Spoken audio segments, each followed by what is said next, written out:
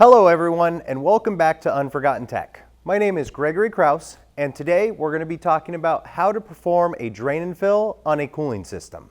Now, before we get started, if you could like and subscribe to the channel, and if you have any comments or suggestions on future videos, please leave a comment below. So, what exactly is a drain and fill? Simply put, your engine's coolant or antifreeze is the lifeblood of the cooling system.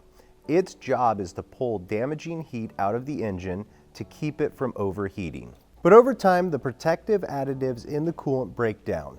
It gets contaminated with rust and debris and can no longer protect the engine effectively.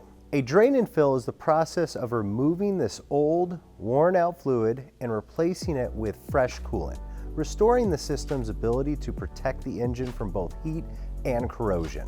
All right, now that we know what a coolant exchange is and why we need to perform one, let's go ahead and jump into how to perform one. But before we get started, we do need to find the proper PPE and equipment for this job. For PPE, we will need safety glasses, closed-toed shoes, and you may want to wear gloves. Next, we're going to have to get our tools and equipment. First, I'm going to get a drain pan that's specifically designated for coolant, the proper coolant for my vehicle, a good funnel. I highly recommend using a spill-free funnel, and then a simple pair of pliers. The first step on performing a drain and fill on the cooling system is going to be to locate the radiator cap and remove it. By removing the radiator cap, we're going to prevent it from creating a vacuum, allow air in the system, and this will allow the system to drain much quicker. Now, we do want to note that we never remove a radiator cap while it's hot, as this could create serious burns and injuries. Next, we will get our drain pan positioned directly under the radiator's drain valve, which is also called the petcock.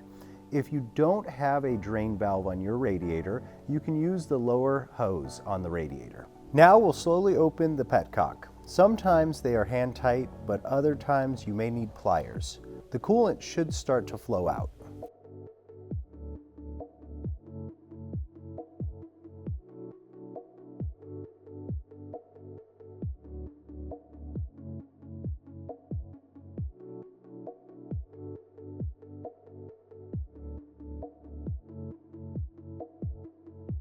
Once the system is empty, securely close the petcock. Now it is critical to use the correct coolant specified by the manufacturer. Using the wrong type can cause it to gel up and clog the system. We are using a spill-free funnel, which seals to the radiator.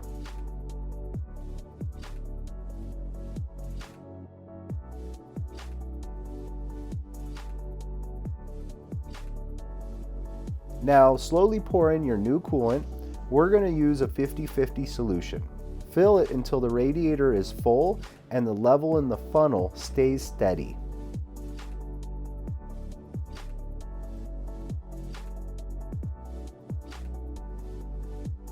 Now we will bleed the air from the system. This is the most important part of the job. Trapped air will cause overheating. Start the engine and turn your vehicle's heater on to the hottest setting. Now watch the funnel. You will see bubbles coming up. This is all the air being purged from the engine block and heater core. We need to let it run until all these bubbles stop. Once the engine reaches operating temperature and the large bubbles stop, shut the engine off. The last step is cleaning up. Make sure to wash down any portions of coolant that may have spilled, then carefully store your old fluid in an approved container. It is toxic, so it must be stored properly.